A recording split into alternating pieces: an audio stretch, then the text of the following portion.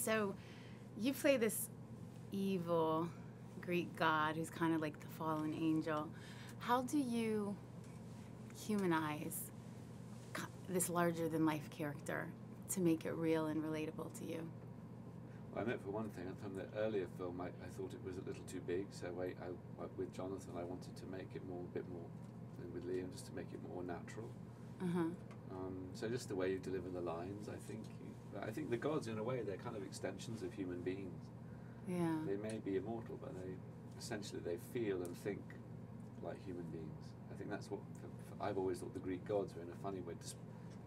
What made them gods was their immortality, but really they are behaving with all the dysfunction that human beings behave with. Yeah, which is even more dangerous because they have these powers that we as humans don't have. Sure. Everybody back!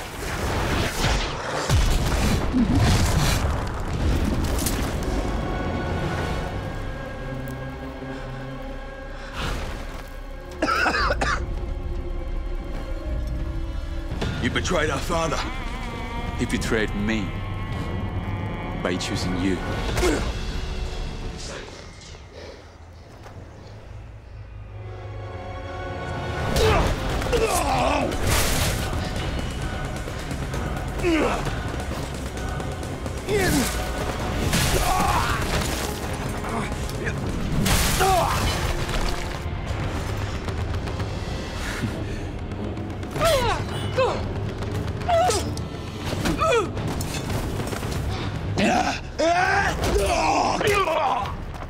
We are brothers, but not equal. There must have been something kind of cool about having the opportunity in this film, as well as in the Harry Potter franchise, to play a character more than once, because you get the chance to kind of look back. And how is that different for you than when you do other films where they're not sequels? What's good about it or bad? Well, like I said, I think you can learn from the first. You have another chance to do it again and to develop it.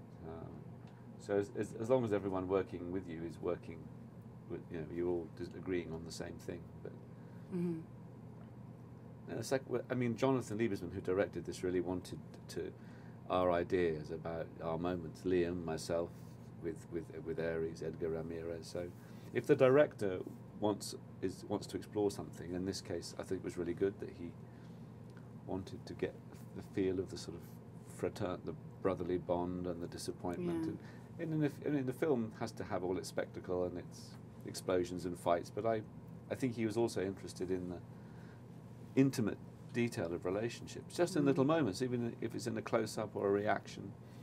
And that, I think it gives it another level. Yeah, it gives it weight and makes the audience attached. Yeah, to I think so. I've seen a lot of your films, and what are there any characters that you've played that push you outside of your comfort zone, and do you like that when that happens? I do. In fact, I think the part I played in the film I directed was out of my Coriolanus was out of my comfort zone a bit, but I do like it. I like to be pushed too by a director. What made you feel out of your comfort zone with that particular character? Just I knew he had to be very highly defined, and this rage and this anger and this kind of confrontational quality. I knew dramatically that it had to be sustained, but to what degree, and what film likes and doesn't like in actors is very interesting, about how much you project. I think sometimes film doesn't like too much demonstration that, say, for instance, the theatre might like. I think film likes us to discover a character, like we're allowed in. So you have to have emotion, and you have to have your characters' kind of coordinates. But if a character is very high definition or extreme, I think it's very tricky to know how to. If you over promote it, I think it can just seem too much. Right. And then if you under promote it, it's not there enough. So it's tricky, You've played a lot of really interesting characters over the span of your career. Is there any particular noted individual you aspire to play, or any playwrights that you have yet to do that you really would like to do? Oh my God. A part I'd like to play. Mm-hmm. Or, you know, a particular individual, a noted individual that you've always wanted to play, or... Well, I'm actually, right now, I'm going to be playing Charles Dickens. Mm-hmm. That's totally preoccupying me at the moment.